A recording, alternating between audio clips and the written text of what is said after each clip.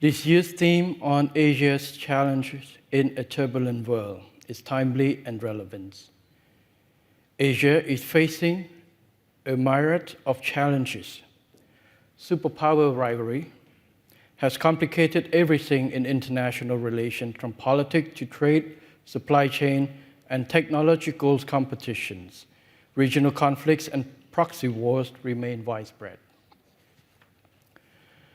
Non-traditional security concerns are no less threatening, from cyber scams to climate change, as well as demographic transitions that has disrupted labor mobilization in the regions.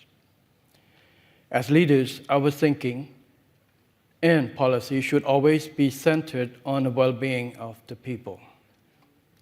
Such an approach will lead us to sensible policy actions that promote humanity, interconnection between people, and sustainable environment for all. Here I would like to focus on three major concerns which have significant repercussions on international relations and ultimately on our daily lives. First, on territorial conflicts. Compared to other regions, Asia is relatively peaceful, stable, and prosperous, at least for the moment. Unfortunately, new tensions are rising in many traditional flashpoints. So our leaders need to stay united in purpose, strategic vision, and steadfast in collective actions. In this sense, we must not open doors to major conflicts in our regions. By reinforcing preventive diplomacy, respect for international law and Charter of the United Nations, as well as shared commitment to peace, stability, and prosperity. Second, on trade war. The trade war undermines a free, open, inclusive, and rule-based multilateral trading systems. Countries lacking bargaining power are suffering the most, disproportionately affecting the most vulnerable among us. Third, on extremism and ultranationalism. These dangerous phenomena are becoming a worrying trend, further complicating the two above points of concern I just mentioned. Some politicians are betting on extremism and ultranationalism in the quest for power. Such dangerous practice is likely to cause division, disruption, decoupling, confrontation, and disorder in our society. Bearing in mind that people come first, I would like to share with you lessons learned based on Cambodia's experience. In Cambodia, we put peace above all else. It took Cambodia 30 years to end our past war. Based on this experience, it is imperative to protect existing peace rather than to restore the peace that has already been lost. All leaders share common responsibility not to put their countries and people into a situation of war and not to provoke wars or chaos that could jeopardize peace. In the current situations, Cambodia is taking three actions to maintain peace and people-centered development. First, sectoral industry readjustments. Trade war does not impact all sectors. For the impacted sectors, we should try to readjust their supply chain and market destinations. In the process, there would be people getting hurt, and the government is prepared to support the transition of the affected workers and industry. Second, the industrial recalibrations. There is always an opportunity within a crisis. The current situation offers a chance for Cambodia to upgrade its industrial capacity and promote more diversifications. Cambodia needs to move up the industrial ladders toward more skill-based and knowledge-based industries. In this connection, the government has implemented actively on the automotive and electronic sectors development roadmap to attract investment in these two sectors. We have also set up special investment program in certain parts of the country, the coastal area in northeastern regions, in order to promote industries that we have competitive advantage, for example, agro-processing, to encourage backward linkage and to attract higher value-added industries.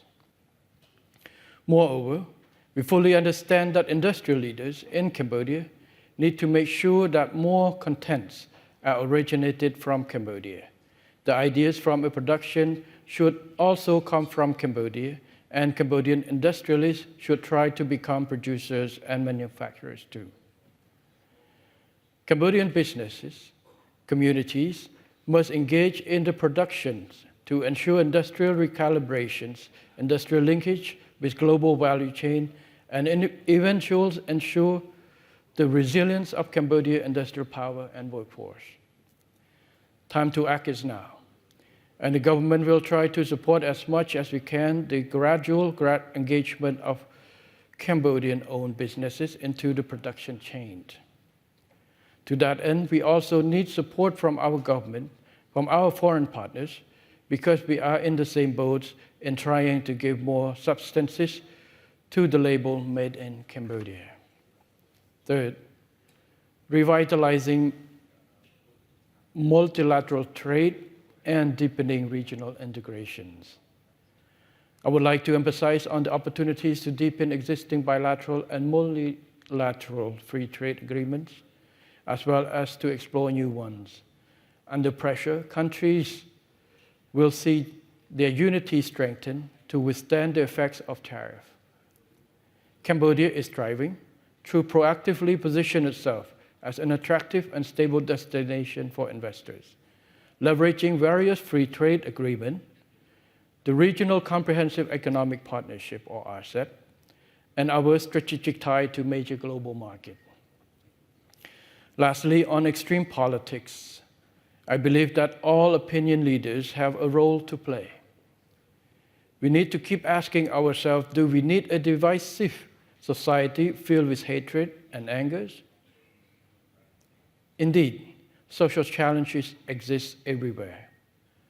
However, when we raise those challenges, all opinion leaders, including politicians, academia, business owners, and even the media institution, have a responsibility to inform the public with rationality, facts, and logic instead of sensationalism, exaggerations, and the simple drive of absolute popularity. In foreign affairs, the media has a choice to make, whether we want to fan the flames or become a firefighter. But what choice should be made based on the benefits of the people of the country they are reporting and the sound international relation vis-à-vis specific critical issues. For politicians, I believe it is time that we seek to restore international cooperation and building a harmony instead of division, decoupling, and confrontations. International cooperations should not be transactional. The benefits from international cooperation are so much more than just number. It is also about trust, friendship, and humanity. Extreme politics should not have a place in our society. We should value people who maintain peace, who seek peace, instead of giving a space and protection for extremist politicians who seek to destabilize peace, instigate fight with neighbors, and erect walls of trade for trade and exchanges of people and champion ultranationalisms. I hope my above deliberations would assist you in understanding Cambodia's view on the current situations, as well as our utmost commitment to peace and stability, for the sake of sustainable development and people's well-being in the region. I thank you for your kind attention.